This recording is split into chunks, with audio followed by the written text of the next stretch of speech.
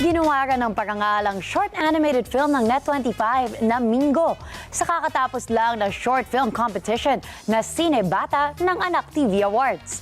Bukod sa Net25, tumanggap din ang iba pang TV networks ng pagkilala dahil sa ipinamalas nilang galing sa paggawa ng short film. Si Erlo Bringas sa detalye. Tumanggap ng pagkilalang Net25 short animated film na Mingo sa ginawang Sine Bata Awards ceremony ng Anak TV ngayong araw. Nanalo ang Mingo sa kategoryang professional category fiction.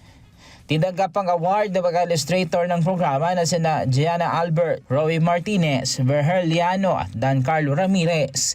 Nagpapasalamat sila sa gawad na kanilang natanggap mula sa Sinibata at may tuturing nila itong motivation sa patuloy na pagbuo ng mga ganitong uri ng programa na mapapanood ng mga kabataan. Very surreal po ang feeling kasi actually yung preparation po namin for this film ay, correct ba ako, ay more 1 month lang? Yes, 1 month lang po. First time po namin gumawa ng ganitong klaseng short film po. It was a challenge. Marami pong struggles pero dahil yung awa ng Diyos yung teamwork namin, we really get along kaming apat. Nagawa namin ng paraan na though iba-iba ng art style namin, yung personal art styles namin, nagawa namin ng paraan na maging isa. yes, maging isa. Nag-unite yung mga nagawa naming artwork for this film.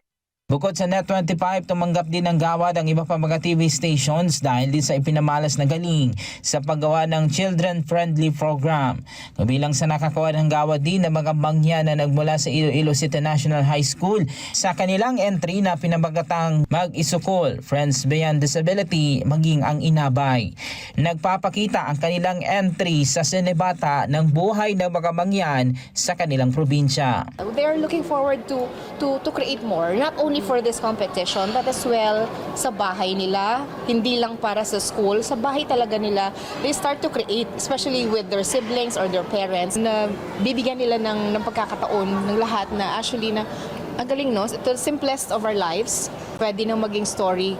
Ayon sa pamunuan ng Anak TV Organization, malaki ang tulong ng kompetisyon lalo na sa mga kabataan na nasa iba't ibang rehiyon sa bansa maging sa ASEAN region dahil nagkakaroon sila ng interaction, maging ugnayan sa mga target nila sa kanilang larangan.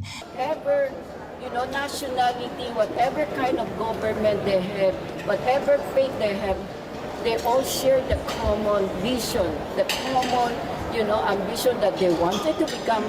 In the media, we could see they don't talk to each other. By going to this ASEAN country, children from 17 below until 10 really are so articulate, they want to tell us. By going around, aside from the Philippines, 13 entries ang napili at nabigyan ng gawad. Inaasahan namang mapipili din ang nakatakdang lumaban para sa International Video Competition ngayong taon. Nagpapasalamat naman ang pamunuan ng Anak TV sa lahat ng patuloy na nakikilahok sa kanilang kompetisyon na layo may parating sa mga manonood ang kahalagahan ng pagiging isang bata. At patuloy din ang kanilang paghikayat sa mga kabataan na nais na maipakita ang kanilang talento, lalo na sa short film.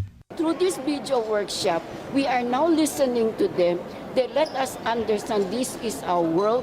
They need attention. And I think these kids, given the right opportunity, the proper venue to voice out their concern, then parents, community, government can do something about it. And I salute all the media practitioners in our country, the cameraman, the editor, the content maker, the writer, because you sent the right message to our Asian brother and they really want to learn from us. Children nowadays, they're very, very talented, and they have access to all of this technology. So, take advantage of that. Huwag kayong matakot. Huwag kayong mahiya. Kasi I know a lot of children who have so many brilliant ideas. Nahiya lang silang mag-share. Just do your best. Do your research. Tell your parents. Your parents are going to be your #1 supporters. Erlo Bringas para sa Mata Nag-Agila, matatag, matapang, matapa. Maraming salamat sa inyo pong pagsubaybay sa Mata ng Agila Primetime. Para malaman ang matatag, matapang at matapat na mga balita, i-follow lamang at mag-subscribe sa @net25tv.